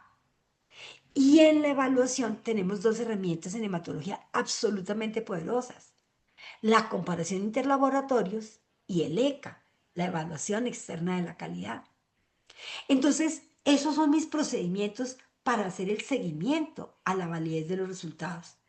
En la hematología son esos tres. Y yo debo poder registrar cuáles son los resultados que obtengo esos controles. Y con base en cómo convierto la información que me generan esos controles, tomar las decisiones que estamos hablando ahorita. Oiga, ¿será que es el diluente? De acuerdo a esto, yo sospecho en el diluente. De acuerdo a esto, sospecho en el lisante. De acuerdo a esto, sospecho que está funcionando mal en la parte mecánica. De acuerdo a esto, sospecho que lo que está funcionando más es el sistema fotoóptico. Y que ese es un verdadero beneficio que tienen las doctoras de hematología, que es un reto. Venga, ¿qué puede ser? Porque si tuvieran calibradores todos los días, harían lo que hacen mis colegas en química, que frente a cualquier dificultad, ya, voy a calibrar. Gloria a Dios, gloria a Dios, porque la hematología es absolutamente sensible. Y fíjese, y en gestión clínica, absolutamente importante, diagnóstico, monitoreo, pronóstico, conducta terapéutica, en todos los ámbitos de la toma de decisiones de la medicina frente a un paciente. Gloria a Dios, no tenemos calibradores todos los días, sino incurriríamos en la práctica de las otras áreas del conocimiento, donde a veces por un desconocimiento, todo creemos solucionarlo calibrando. La hematología no, hay que pensar, hay que estar, venga, yo entiendo cómo funciona el proceso de medición y qué seguimiento voy a hacer y cómo lo voy a planificar. Por eso, acá es muy importante, cuando la misma 15189, en el numeral 7372, nos dice que debemos disponer de que procedimiento de control de calidad interno, pero fíjense algo muy importante, no es solamente tenga controles y haga gráficos del Leven Jennings y el XVAL, sino que efectivamente este procedimiento de control de calidad debe considerar la aplicación clínica prevista. Por eso en hematología es fundamental procesar tres niveles, porque así como ustedes tienen pacientes normales, los parámetros en hematología, en la interpretación clínica, tienen límites de decisión bidireccional, es decir, tienen condiciones clínicas que se detectan por valores bajos, pero tienen condiciones clínicas que se detectan también por valores extremadamente altos. En ese orden de ideas, cuando yo voy a definir los materiales de control, tengo que garantizar que mínimo haya tres niveles que cubran ese rango dinámico para que yo pueda decir, este sistema analítico está cuantificando bien, tanto en concentraciones bajas como en concentraciones normales, como en concentraciones altas, pero no porque me lo vende la casa comercial, sino porque en la aplicación clínica prevista del análisis, la hematología en sus límites de decisión es bidireccional. Segundo, la misma norma me dice, usted tiene que detectar, y por eso es tan importante el análisis. Venga, hoy cambio de diluente, lisante, hoy cambio el rack, cambio el comportamiento del control. Pero si su merced me cambia hoy todo el rack de diluente, lisante, fluido envolvente y también cambia de controles, no vio la estabilidad de los reactivos que está manejando en el área de hematología. Y miren acá una recomendación. Se debería considerar el material de control de calidad independiente de tercera parte. Dentro de las cosas que hoy entendemos en hematología, es que esta norma genérica, la 15189, pero en hematología entendemos que justamente como nuestro principal riesgo, sobre todo en el recuento celular, es no tener trazabilidad ni a un procedimiento de referencia de orden superior, ni a un material de referencia certificado. Ojo, es no negociable pasar el control de calidad de la casa comercial. Y ustedes me van a decir, esta vieja se volvió loca, ahora sí entró en la demencia senil, con razón que se jubiló, porque esta vieja que vino aquí a Panamá hace 20 años, y tengo que agradecerle a Sagraf, que fue la primera organización que me llevó y en cabeza el señor Rubén, que era un visionario, dijo, hay que trabajarle al control de calidad. Para mí todo en la vida era el control de tercera opinión, de tercera parte. Pero cuando arrancamos a trabajar en trazabilidad y entendimos el atributo de la trazabilidad como un atributo esencial para la calidad, se entiende que cuando yo no tengo trazabilidad, sino a la forma en que estandarizó el sistema analítico la fotodetección de sus células, lo primero que tengo que garantizar es que soy trazable de manufactura. Y esa trazabilidad, ¿quién me la da? El control de la calidad de la casa comercial. Esa es la primera razón. Y alguien me diría, ¿y entonces la independencia? La independencia yo la sigo manteniendo, ojo con esto que les voy a decir, no solo por el material, sino que ustedes tienen una herramienta poderosa que es el peer group, en donde de manera independiente, no solo por el laboratorio, su merced puede comparar su desempeño de su control de calidad interno con los demás laboratorios que tienen su mismo sistema analítico y están corriendo su mismo material de control.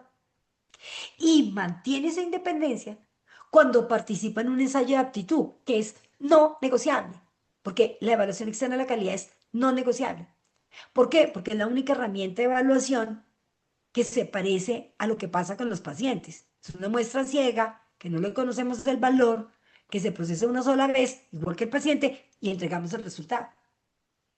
Entonces, acá, por eso fíjense que la norma quedó como un debería, antes era un debe, ahora dice debería, es una recomendación, pero está completamente demostrado que todos los mensurandos que pertenecen al modelo 6, casos 5-7 de la ISO 17511, deben ser inicialmente monitoreados por el control de calidad de la casa comercial.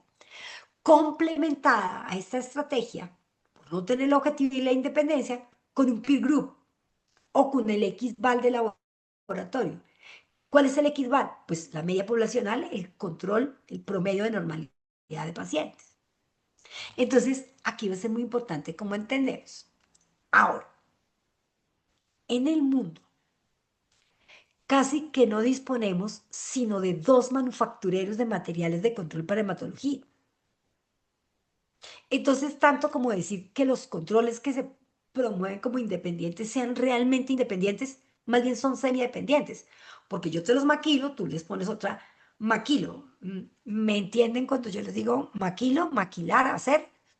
Yo te los fabrico, tú los etiquetas, pero yo se los fabrico a todos en el mundo. Entonces, a la larga, pues todos estamos corriendo el mismo control. Entonces, en esto hay que ser cuidadoso. Miren cómo evoluciona el conocimiento. Yo les digo, quienes, yo sé, no, lamentablemente por este medio no puedo ver su grupo etario.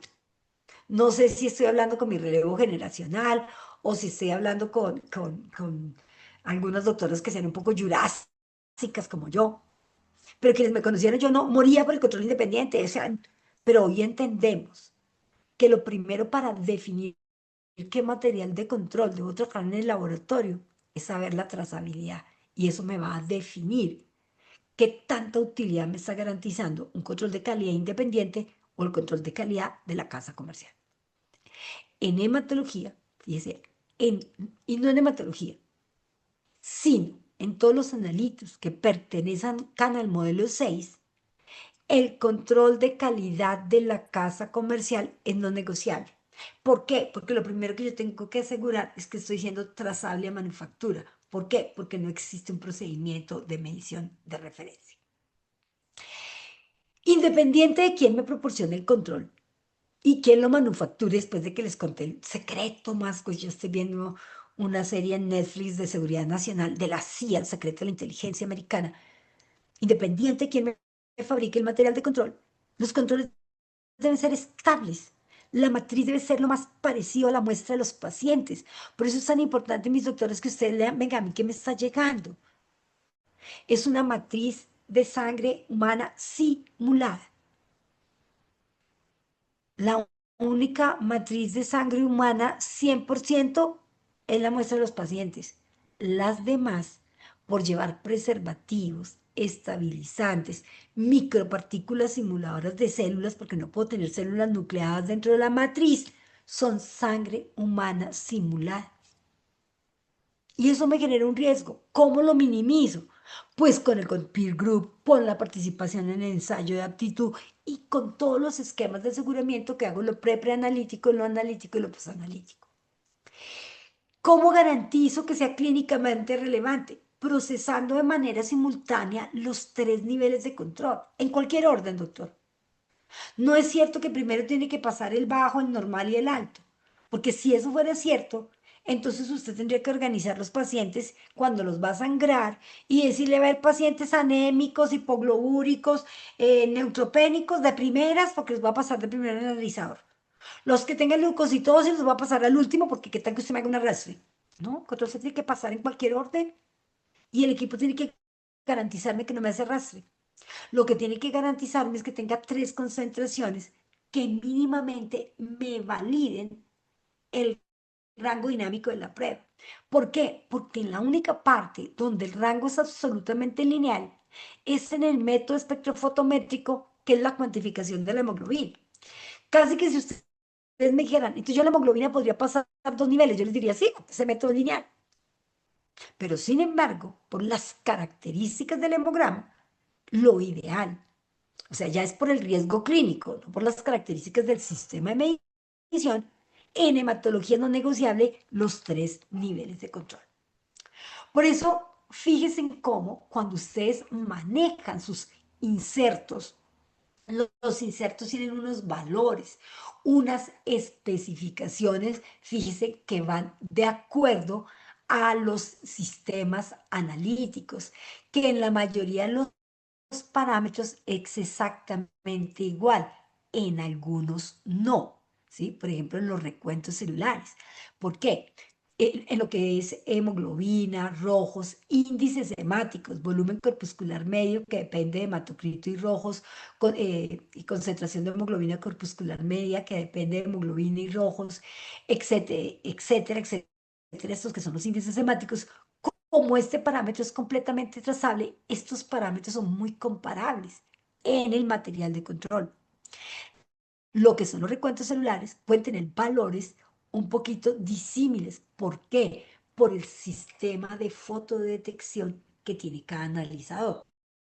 Yo puedo ser solo impedancia, yo puedo ser impedancia y óptico, es decir, híbrido, o puedo hacer recuentos únicamente por método óptico. Entonces, aquí va a ser muy importante que ustedes, primero, sepan el fundamento de su sistema analítico. Segundo, cuando van a leer el control, se ubiquen muy bien cuál es la plataforma analítica que tienen, cuál es la referencia, para que de entrada en esta interpretación diga, con esto yo voy a construir mi gráfica. Aquí me dice que el nivel normal de hemoglobina para el H1500 tiene una concentración de 13.7 más o menos 0.5.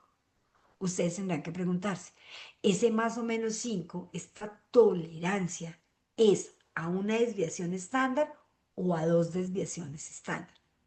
Generalmente, por estandarización internacional, esta tolerancia viene al 95% de confianza, es decir, a dos desviaciones estándar.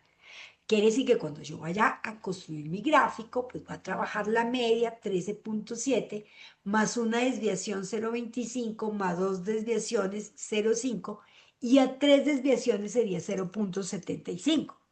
Ahora, habrá quienes dicen, no, Albacete, yo quiero trabajar ese 0,5 como la tolerancia total. Ah, bueno, doctora, le va a caer mucho más exigente, pero pues usted va a empezar con un periodo preliminar que es obtener su propia media, sus propias desviaciones estándar y su propio coeficiente de variación.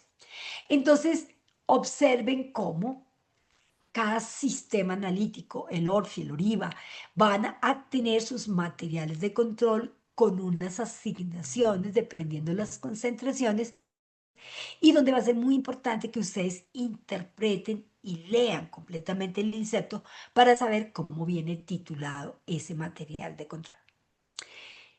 Y aquí viene una parte muy importante. Como ya sabemos que efectivamente sobre todo en los recuentos celulares, por no tener material de referencia certificado ni procedimiento de referencia primario. Entonces, en hematología es muy importante el peer group y es muy importante el promedio de normalidad que muchos analizadores lo traen dentro de su menú de control de calidad y que en la antigüedad se conocía como el XVAL, porque fue el primer científico que dijo, venga, pero si yo le digo al equipo todos los días, seleccióneme 10 hemoglobinas normales, y yo le digo al equipo qué es hemoglobina normal para mí. Mira, la hemoglobina normal para mí es de eh, 13,1 a 13,5 o a 13,8. Entonces seleccione 10 pacientes que caigan en esa hemoglobina, promedielos y grafique un punto y haga eso todos los días. Esa es la media de normalidad. Eso es hacer control de calidad con las muestras de los pacientes y muchos analizadores en hematología lo traen como un menú que se llama el XBAR. Ahí lo importante es saberlo parametrizar y ponerlo en uso. Y mire lo importante, cuando solo molesta un nivel de control, que dice, ay, este control no, el bajo o el alto, está teniendo un sesgo, empezó a dar sistemáticamente más alto. Vaya y mire el X-bar, la media normalidad. ¿La media normalidad está perfecta? Sí. Ah, entonces se dañó el control. ¿Por qué se dañó un control de hematología? Porque su merced lo almacena así y no así, vertical. Los controles de hematología se almacenan en posición vertical una vez puestos en uso. Ah, pero el base ellos vienen así, sí, pero porque no se han usado. Puesto en uso, se almacena vertical. La exposición al intercambio ambiental es menor en superficie. No se almacena pegado de las paredes del contenedor isotermo, dígase nevera, sino se debe almacenar al centro, que es donde el flujo de temperatura es más estable. La homogenización debe ser en forma de inversión, no en forma de molinillo, o sea, en forma de inversión. Y jamás se debe parar un control en la tapa, jamás, nunca en la vida, ni un control ni una muestra del paciente, porque a la fecha no han diseñado el primer tapón inerme en la historia. Entonces, ¿con qué frecuencia pasar esos tres niveles de control? Doctores, el enfoque de riesgo nos dice hoy, queridos doctores, yo les voy a decir, ¿su merced tiene peer group y activado el XBAR? Sí, ok, puede pasar el control de calidad cada 24 horas. No, yo no tengo comparación interlaboratorios, no tengo XBAR. Entonces, doctora, tiene que hacer un análisis de riesgo donde por riesgo clínico ya sabemos que el riesgo clínico en el hemograma es alto porque desde la gestión clínica vimos los impactos que tienen las tomas de decisiones. Entonces, ¿qué me va a definir la frecuencia? El volumen de montaje, la estabilidad del método, el histórico de fallas que tenga, su modelo de atención. Porque es que nunca será lo mismo tener un analizador en un laboratorio, modelo hospitalario, 24 horas, que cuando estamos trabajando en centros de salud, que el laboratorio tiene un volumen de trabajo menor de 10 a 30 pacientes, máximo 50 pacientes, que tiene un periodo de uso de 6, 8 horas, el equipo descansa, al día siguiente se vuelve a utilizar, donde el volumen de montaje es menor y por volumen de montaje, pacientes ambulatorios, consulta externa, menos riesgo, el control de calidad puede ser procesado cada 24 horas. Pero lo que les quiero decir es que la frecuencia de cada cuánto procesar esos tres niveles de control hoy es una estrategia individualizada y particularizada que está definida por las guías del CLSI EP23. Venga, doctora, haga análisis de riesgo. Considere siquiera el riesgo clínico, la robustez del método, el histórico de fallas y con base en eso define con qué frecuencia va a procesar esos tres niveles de control para que empiece a hacer sus gráficos y a revisar sus herramientas estadísticas. Todos los días, o sea, hoy por hoy, mayoría de sus analizadores, prácticamente todos los analizadores del IBD, tienen software de QC. Pero también ya hay laboratorios pues, que tienen un músculo financiero más robusto, que tienen software especializado de QC, que hacen transmisión automática de los resultados, que ya aplican sigmametría, sesgo, incertidumbre. Pero de nada sirve eso si no se analiza esos resultados y no se previene la liberación de resultados. Sé que no pasa en Panamá. Les cuento experiencias de mi tierra. Tengo laboratorios que tienen esos software que les calcula la incertidumbre día a día, el error total día a día, el sesgo día a día, y donde hemos tenido eventos adversos de seguridad del paciente. Porque una cosa es la estadística que bota un software y otra cosa son las decisiones que se toman en el día a día para prevenir la liberación de resultados que no cumplan con los criterios de calidad. Y esos criterios de calidad van a entender cómo entiendo las metas, qué coeficiente de variación le permito, qué límites le puse al control, qué reglas de control le aplico en la parte roja, en hemoglobina, en hematocrito. Los índices son parámetros calculados. En los recuentos celulares vamos a tener dos tipos de interpretación, porque una cosa es el recuento celular en número absoluto. eh, 30 neutrófilos, 60 neutrófilos, perdón, 3.500 leucocitos, sí, 12 neutrófilos, 1 millón de plaquetas, perdón, 350.000 plaquetas, 180.000 plaquetas. Y otra cosa es contar en porcentaje. Cuando yo vuelvo porcentaje, vuelvo la variable continua, pero la variable sigue siendo discreta. Y en las variables discretas no hay gaussianidad. Entonces nosotros en los recuentos celulares, la aplicabilidad de las reglas de Westcott empieza, por ser una variable discreta, a perder vigencia. Entonces, en los recuentos celulares es muy importante los límites, los patrones de comportamiento, los sesgos. ¿Mm? Ok, y fíjese que se trata de entender qué tipo de variable es. Yo soy un neutrófilo o dos neutrófilos o tres neutrófilos, no neutrófilo y medio. Entonces, el recuento celular es variable discreta. Pero en hemoglobina, yo puedo tener hemoglobina 13.1, 13.2, 13.5, 13.6 y eso es variable continua.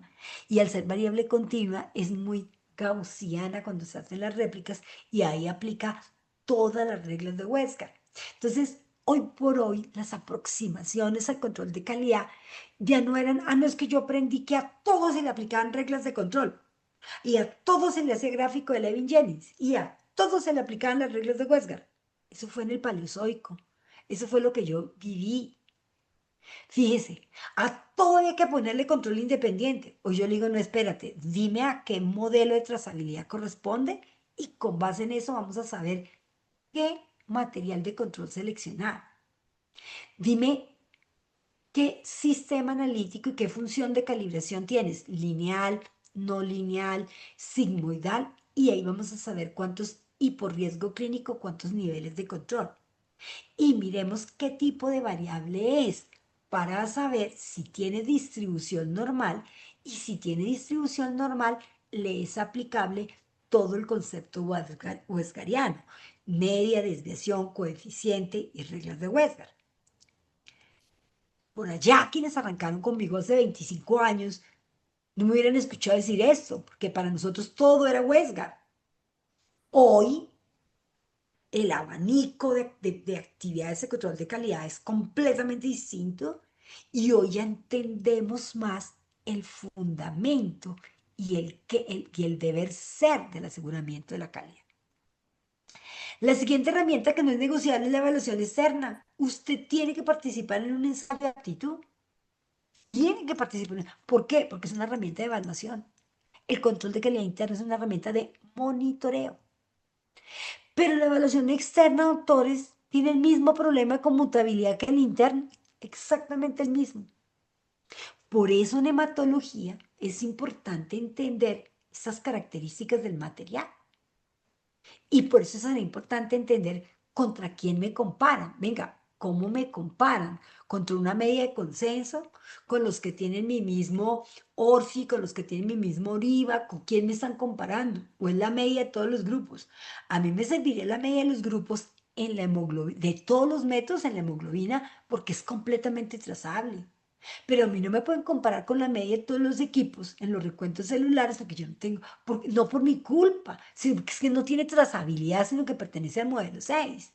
Entonces tengo que entender, por eso cuando la 15189 le dice, venga, usted sí seleccionó el ECA, entiende contra quién lo comparan, cómo conforman los grupos, es un valor de consenso, cómo lo están calificando. Y si usted no tiene un ECA, el ECA no está disponible en su país o el ECA que está entrando a su país no cumple con unos requisitos de calidad que usted lo satisfaga, en la misma 15189 genera una nota. Si no está disponible o si el ECA que existe en su país no es adecuado, usted puede utilizar estas alternativas. Y aquí está la comparación entre laboratorios, el famoso peer group o la comparación interlaboratorios. Que recuerden que en hematología, sobre todo en hematología, por las características de riesgo en términos de trazabilidad y falta de conmutabilidad, se convierte en una herramienta importantísima en el aseguramiento.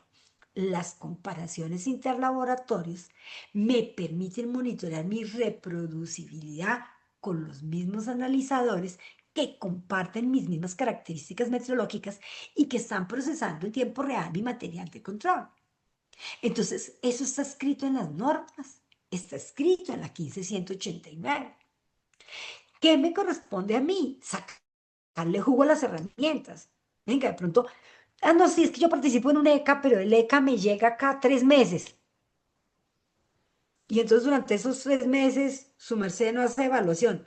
Sí, tengo un peer group. Y con el peer group estoy monitoreando mi perfil de precisión y estoy monitoreando mi veracidad, qué tan cerca estoy de un valor objetivo, de un valor asignado. ¿Por qué? Porque en ese peer group, en donde todos los participantes tienen el mismo lote de control, tienen el mismo sistema analítico, van a evaluar mi coeficiente de variación. Perdón, estaba programado hasta la 1. Dios mío, se me fue el tiempo. Ya vamos terminando. Van a ver a comparar mi coeficiente de variación de laboratorio con el coeficiente de variación de mi grupo par a nivel mundial. No me están comparando con, ahí sí como yo le decía, aquí alguno de mis laboratorios, doctora, su merced no la estamos comparando allí con el laboratorio a la orilla del río Chigorodó, que está haciendo un hemograma manual. Estamos comparando con los laboratorios a nivel internacional que hacen las mejores prácticas. Entonces, acá, estas dos herramientas, el índice de precisión que es la evaluación de mi perfil de precisión, donde comparan mi coeficiente de variación frente al coeficiente de variación mundial, es una evaluación del nivel de estandarización, de control que tengo sobre el error aleatorio. Y este índice de precisión siempre debe ser menor o igual a 1. Pero también me van a decir, venga, ¿y usted qué media viene manejando? Mira, yo vengo manejando una media de 2.4, por ejemplo, para los blancos, de 2.400 leucocitos. ¿Y el valor objetivo cuál era? 2.500. Estoy muy cerca. Sí, ¿qué tan cerca? Usted aquí por el SDI dice, usted está a menos 0.67 desviaciones estándar. Entonces, estas dos medidas, el SDI y el PI, índice de precisión, son fundamentales en el monitoreo y evaluación de la hematología frente a los riesgos que ya hemos mencionado, porque me hablan de mi perfil de precisión. Me dice, mire doctora, yo le voy a graficar. Lo ideal es que usted en desviaciones estándar esté máximo hasta, está en el eje de las X, hasta +2, hasta -2. Y mi perfil de precisión, su PI, lo máximo que puede tener es 1. Luego, lo ideal es que usted se mueva en este cuadrante. Este cuadrante, ¿qué coordenadas tiene? Perfil de precisión 1, PI, el índice de precisión máximo 1, y SDI máximo más o menos 2. Por eso el cuadrante ideal es este. Aquí me están diciendo, usted está siendo más preciso que los demás laboratorios con los que está siendo comparado y además está muy cerca del valor objetivo. Entonces no tiene problemas ni de precisión ni de veracidad. Cuando su merced se vaya muy hacia aquí, más 2 más 3 menos 2 menos 3. Este es un Jordan plot de convergencia bidireccional, pero acá el SDI está en el eje de las X. Entonces, si los puntos se me ubican en estas zonas grises, su problema es de veracidad. Pero si los puntos se me empiezan a ubicar en esta zona, pero sobre este perfil, por debajo de este cuadrante transparente, su problema no solo es de veracidad, sino también es de imprecisión. Tiene los dos problemas. Y hoy por hoy, estos informes son absolutamente, como yo digo, floridos, muy floridos en informes. Fíjese que le dice, mire, acá le estoy colocando su gráfica. Las barritas rojas, el SDI puede ser positivo, hasta más dos desviaciones, hasta menos dos. Entonces le estoy mostrando cómo se está moviendo en términos de veracidad frente al valor objetivo en las barras rojas. Y las barritas azules, como es el perfil de precisión, el índice de precisión, que lo máximo es hasta 1, pues siempre van a ir hacia arriba. Y usted va a ver la estabilidad y la homogeneidad del desempeño de su analizado. Adicionalmente, observen, le genera un resumen de su comportamiento estadística, su media, su desviación estándar, su coeficiente de variación, la media del grupo par, subíndice de precisión, su Z-score, que es prácticamente la misma medida que el índice de desviación estándar.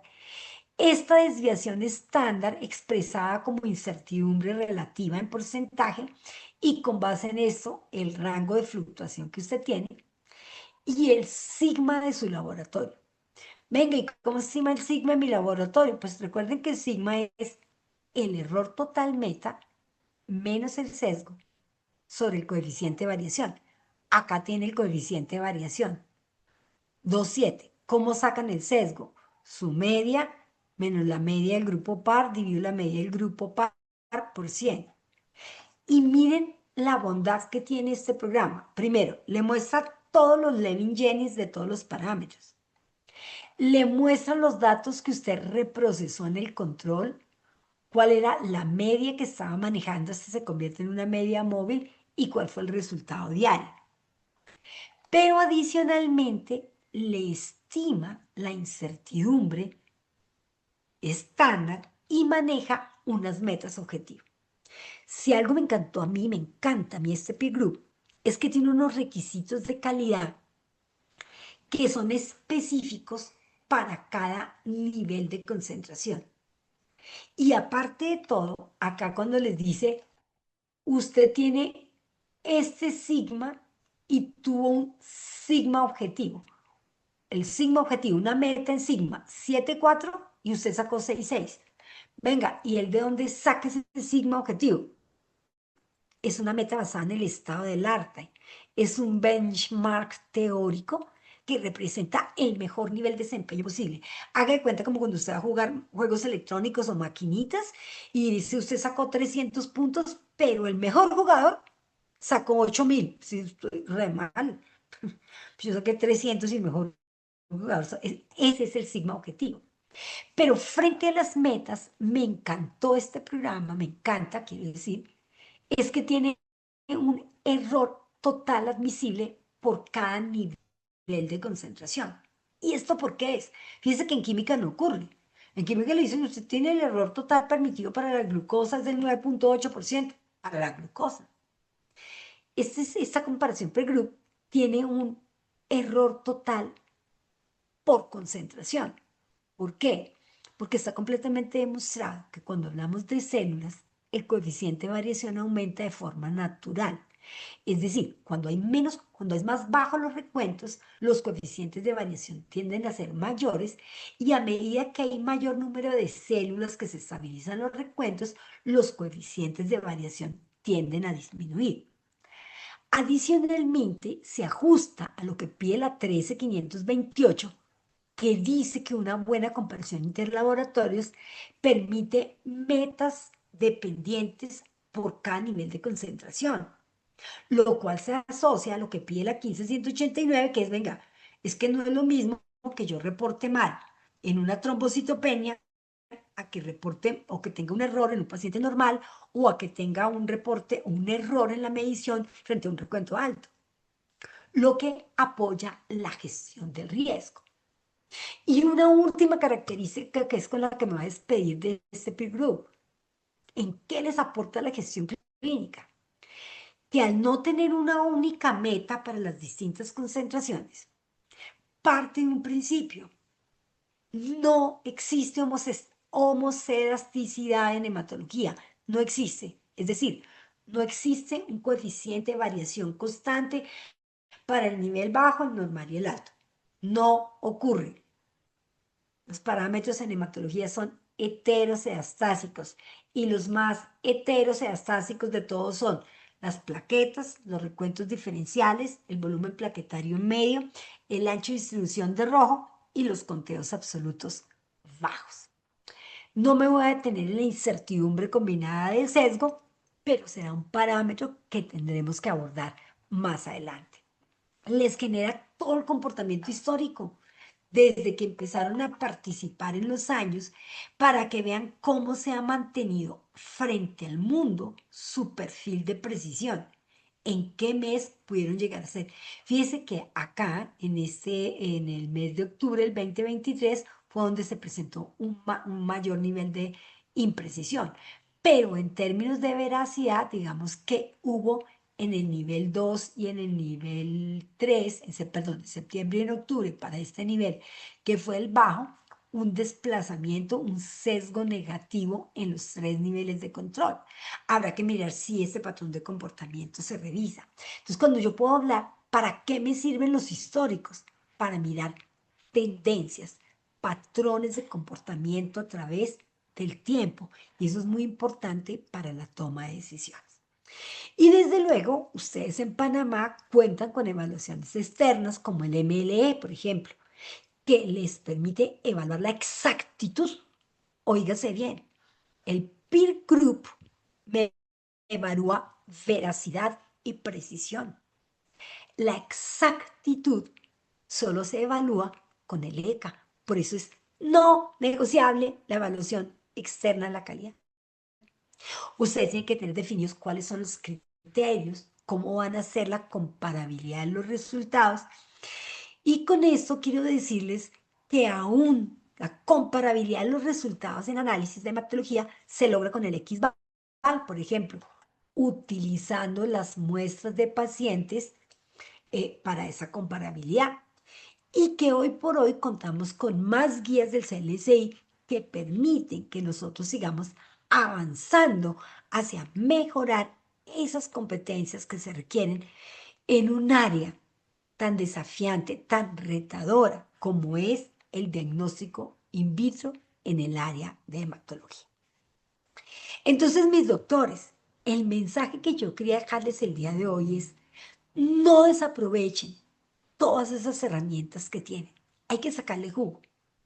La hematología, por las características que tienen, los mensurandos que medimos allí, los sistemas fotoópticos, que son impedancia ópticos y fotométricos, espectros fotométricos, la ausencia de trazabilidad en los recuentos celulares a procedimiento de referencia, hacen que nuestro esquema de aseguramiento en hematología, uno, requiera de los controles de calidad dependientes de manufactura.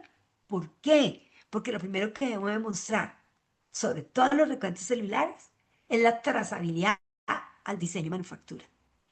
¿Con qué potencio no tener un control independiente? Con el peer group, porque me permite medir mi índice de precisión y mi veracidad a través del SDI o Z-score.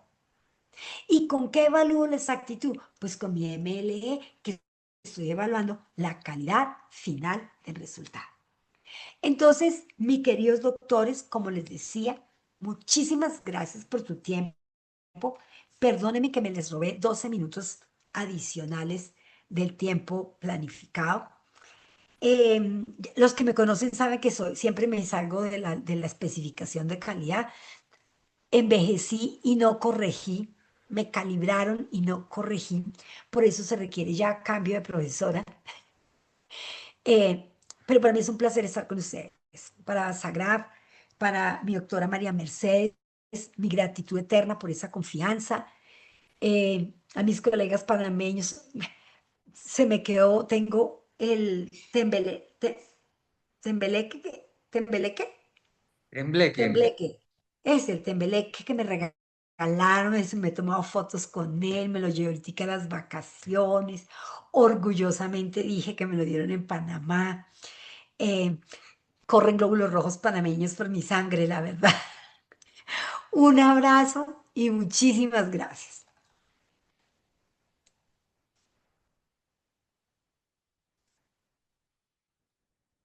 Doctora, no, es un placer. La verdad es que vamos a abrir el micrófono.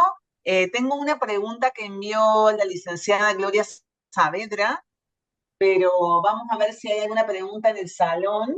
Pero tengo una que dice, estimada doctora Garzón, ¿cómo me puede afectar la refrigeración del lisante o cleaner a los resultados? No me quedó claro si es el fluido envolvente, el que usamos MITIC 22, para una media de 40 a 50 pacientes por día. Sí, fíjate que todos los reactivos tienen una tolerancia admisible. Por eso es tan importante leer cuál es el criterio que define, que siempre viene con un termómetro, si está entre 2 y 8 grados Celsius, ¿sí? Si es a temperatura ambiente, pero ¿cuál es la temperatura ambiente? Pues no es la temperatura ambiente de Panamá, es la temperatura ambiente de laboratorio. ¿Sí? Estoy diciendo claro. No, a temperatura ambiente, porque independiente, todo estas soluciones, lo que son diluentes, lisantes y fluidos envolventes, que tiene una característica fundamental. El diluente debe mantener la tonicidad y la conductividad, porque eso va a garantizar el punto isoeléctrico de las células. Entonces, para que esto se dé, son reactivos ricos en sales, ricos en iones, que tanto la temperatura extrema, frío exagerado o calor exagerado va a afectar la estabilidad. ¿Y en dónde se van a ver reflejados? Pues lo vamos a ver reflejado. Si es el fluido envolvente es obligatorio en los métodos ópticos. Si tu equipo solamente es de impedancia, no tiene fluido envolvente, solamente va a tener lisante y diluente. Si es híbrido, óptico, impedancia, pues va a tener diluente, lisante y fluido envolvente. Cuando el fluido envolvente empieza a fallar, la primera señal que generan los analizadores es muchas alarmas erráticas, un poco de alarmas que empiezan a salir, sobre todo las primeras que empiezan a salir son cúmulos de plaquetas, y cuando uno mira el escategrama, las poblaciones empiezan a verse como no bien ubicadas. Ahí toca empezar, o es el fluido envolvente o estamos teniendo un problema con el sistema óptico. ¿Listo? En cambio, el diluente, por ejemplo, entonces, si yo tengo un problema con el recuento de rojos y plaquetas en simultáneo. Primero miro el diluente, porque rojos y plaquetas comparten el mismo diluente, rojos y plaquetas. Blancos y hemoglobina lisante. Entonces, por eso se miran los parámetros en paralelo, ¿sí? Y luego, pues ya vamos a mirar lo que comparten en la lectura de los equipos.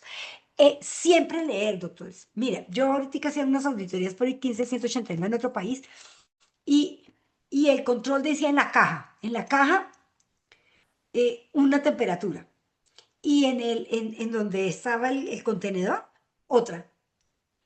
Temas de reactivo vigilancia. Por eso la norma dice que usted tiene que hacer vigilancia al reactivo del sistema analítico, porque todo eso puede ocurrir. Entonces hay que mirar muy bien. Yo no te podría decir cuál es la temperatura ideal, porque es que eso depende del manufacturero. Y hoy, gracias a la apertura y a los tratados de libre comercio, disponemos de una diversidad de sistemas analíticos. En mi época nosotros teníamos dos marcas de analizador en hematología. ¿Sí? Hoy por hoy, gloria a Dios, tenemos una gran posibilidad de tener muchísimos sistemas analíticos con grandes bondades, donde es muy importante leer todo lo que nos da por manufactura, venga, el material que usted manufactura, a qué, cuáles son las condiciones, y siempre irnos a la media. Es decir, si yo tengo un control que me permite entre 2 y 8 grados Celsius, o un fluido envolvente que debe mantenerse entre 2 y 8 grados Celsius, pues no lo voy a tener a 2 ni a 8. Lo ideal es que lo tenga a 5 grados Celsius, que es la temperatura que está más cercana, más alejada de las tolerancias máxima y mínima. ¿Listo? Igual yo les mando la presentación con Sagraf, la van a tener Claro, en su PDF, ¿sí? Para que muchas todos la gracias. puedan leer, A la misma volver a revisar. licenciada, perdón, la misma licenciada, la licenciada Gloria Saavedra, dice que para una medida de 40 a 50 pacientes por día, recomienda tirar los 3 controles diarios los 5 días de la semana o en una jornada laboral de 8 horas para poder cubrir los 3 límites de decisión si no hay controles externos ni peer group. A ver, si tú tienes grupo y controles externos, puedes correr los 3 niveles de control cada 24 horas. Suficiente. No tienes P-Group y no tienes externo. Siempre al arranque de cualquier analizador, yo tengo que garantizar que apliqué la estrategia que tiene mayor probabilidad de detección del error. Ojo con eso. Entonces, siempre al arrancar cualquier corrida posterior de 6 horas, se entiende por corrida analítica periodos de 6 horas, 8 horas. Entonces, tú puedes pasar los controles cada, cada 8 horas si es jornada continua. Pero tú me dices que corres 30, 50 pacientes en jornada de 6 horas. Tú puedes correr los controles. ¿Qué es lo que sucede? Yo no te puedo decir, no, al comienzo de la corrida pase el normal y a la mitad de la corrida el bajo y a la siguiente el alto. Si tuvieras una longitud de corrida más larga, 200 pacientes, 500 pacientes, sí diría yo. Siempre al comienzo los tres, siempre. Y como tienes 500 pacientes, pues cada 100 pacientes pasa el bajo, luego el normal, luego el alto hasta que termine el ciclo. Pero con 50 pacientes tú puedes hacer corrida con los 3 niveles al comienzo. No, tu longitud de corrida, tu ARL, que se llama eso, ARL, que es la longitud de tu corrida promedio, no hace necesario que tú corras sino al comienzo de la corrida. Salvo que el control de calidad externo o el control de calidad interno te esté evidenciando algún tipo de sesgo en donde tú identifiques que la probabilidad pueda ser un arrastre. Si tú estás sospechando de un arrastre mientras identificas el problema, sí puedes correr los 3 niveles al comienzo y correr el control, pero ponle, cuando ese arrastre uno debe pasar el control no alto primero y luego el normal. Y eso te valida, y luego el bajo. Y eso te valida si es un arrastre. ¿Por qué? Porque el bajo se sesga. De resto, no, con 30, 50 pacientes, tú perfectamente puedes. Tu longitud de corrida no da para que pases más. Y eres que 6 horas, 8 horas y apagan el equipo. O sea, hasta ahí. No, no se justifica que pases más. Tú puedes correr perfectamente cada 24 horas. Y es consulta Clarísimo. externa. Es Clarísimo. consulta externa, ¿verdad? Muchas gracias, doctora. Voy a preguntar si hay alguien que quiere hacer una pregunta online. La licenciada Gloria dice que sí, que entiendo yo que sí a las respuestas de sus preguntas. No sé si alguien más quiere hacer alguna pregunta. En la sesión de los que están en vivo me dijeron que no había ninguna pregunta. Eh, no sé si alguien tiene alguna consulta, alguien quiere hacer algún comentario. Yo solamente tenía un tema con el externo y ahí voy a hacer un poquito de mi cuestión más médica. Muchas veces cuando uno le piden estos equipos que tienen este control de calidad externo, que comparte datos o que comparte los datos con otros laboratorios internacionales, ¿no? Donde uno se compara. Pero hay toda una cuestión que tiene que ver con la duda de mis datos van a ser usados por otros, va a haber robo de identidad, de material, de cosas, ¿no? Hay como toda una mítica alrededor de este control externo donde uno comparte datos con un base común que tiene que ver con esta mítica de la cosa, ¿no? De mío, lo tuyo, lo de todos. Quizás es muy naif mi pregunta, pero tiene más que ver con esto que se comparte datos, entonces, Ok, no, no, absolutamente válida e importantísima tu pregunta. Porque fíjate que este es un criterio que se debe tener en cuenta para la selección e incorporación tanto de una evaluación externa como de una peer group.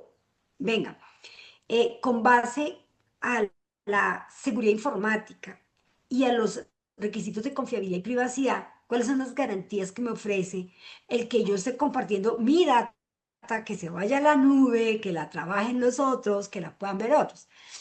Básicamente, todos estos programas, justamente por ese proceso de seguridad informática y de confidencialidad, hace que cuando se exportan los archivos, Doc, el manejo estadístico de la data es completamente anonimizado, es decir, es por asignación de números. Tú sabes que eres tu laboratorio es cuando tú con tu clave personal de acceso ingresas a tu data. Eso hace que aparezca que eres tú. Pero tú tendrías, ahí sí, como la clave del cajero, tú tendrías que compartirme la clave de tu cajero para que yo sepa tu saldo. De lo contrario, es imposible que yo logre saber. ya, Yo sé que habrán 10 laboratorios en el mundo, 50. Ahora, cuando hay problemas de control de calidad, uno también puede solicitar, digamos, a un servidor de un peer group, venga, yo quiero saber de esos laboratorios que hay en Brasil, cuántos tienen esa tecnología. Siempre me dirán un número, pero nunca me dirán quiénes ni qué laboratorios. Eso es un tema de confidencialidad que exige tanto la ISO 13528 como la ISO 17043, que son requisitos que uno debe, digamos, solicitar. Venga, y usted, ¿qué mecanismos de seguridad me ofrece? ¿Mm? Entonces, pero sí, es, pero igual, han hackeado la CIA, pues, ¿por qué no van a hackear nuestras bases de datos?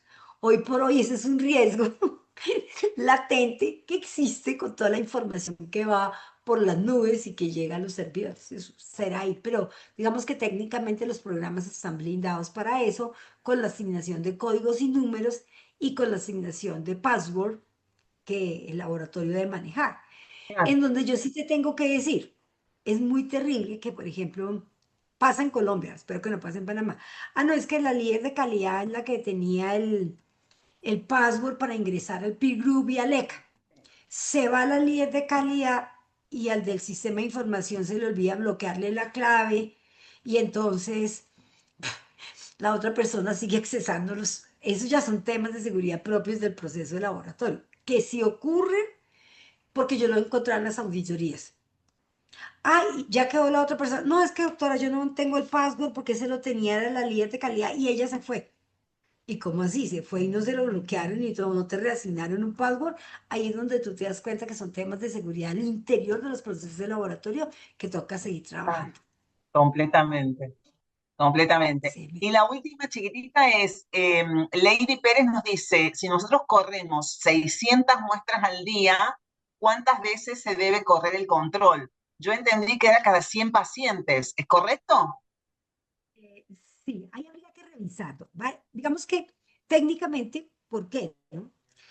Ahí tienes que hacer una matriz de priorización donde tengas en cuenta, porque yo digo son 100 pacientes, pero todos los 600 pacientes, todos son pacientes consulta externa, porque si estamos hablando de paciente consulta externa, es un paciente pues, que no está medicado, que no tiene líquidos endovenosos, que no tiene líquidos parenterales, que es muy distinto que tú me digas, no, 6 pacientes, pero yo recibo, soy un modelo mixto. De esos 600 pacientes, 200 vienen de pisos, es 10 de la UCI, que todos sabemos lo que es la matriz de un paciente de la UCI que está con todo, todo polimedicado, que no tiene plasma, sino líquidos, es más factible la contaminación de las líneas. Entonces, si eso es verdad, si eso es lo que te ocurre, cada 100 pacientes, yo arranco con los 3 niveles y cada 100 pacientes estoy pasando uno de los niveles de control, el bajo, al otro 100 pacientes el normal, al otro 100 pacientes el alto y así los roto.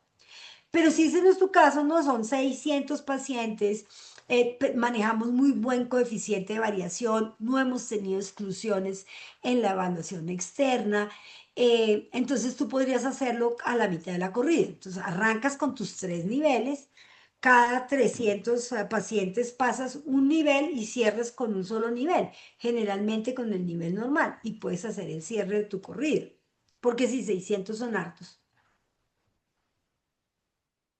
El volumen de montaje no te va a decir, ah, sí, doctora, porque no estaría bien. Venga, yo corro 10 pacientes o 50 pacientes y valido con 3 niveles.